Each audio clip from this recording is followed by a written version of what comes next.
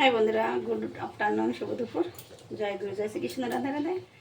একটা নতুন ভিডিও নিয়ে চলে এলাম আজকে আবার তোমাদের সামনে। যে এখানে আমি নিয়েছি আলু, আর এই যে আছে এখানে সয়াবিন। আজকে আমি আলু সয়াবিনের তরকারি করব। তো আমি কিন্তু এটা পেঁয়াজ ছাড়াই রান্না করব। আলুগুলোকে আগে ভেজে নেই।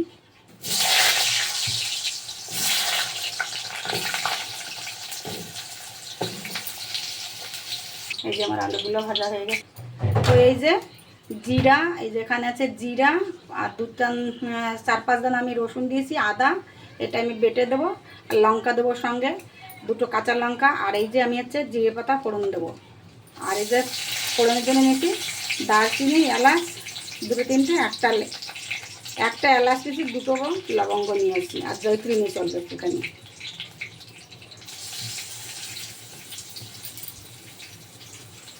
এই যে এই লঙ্কাটুকু দেবো।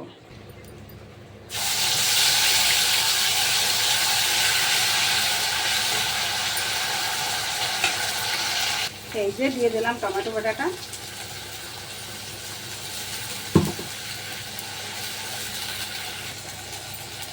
হলুদ দিলাম,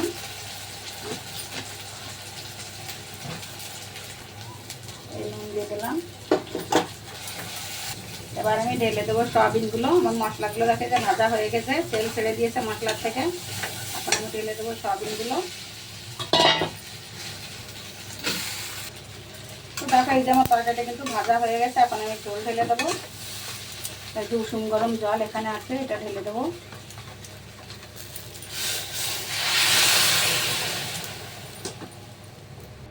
তো দেখো আমার হয়ে গেছে, তরকারিটা নামিয়ে দেবো।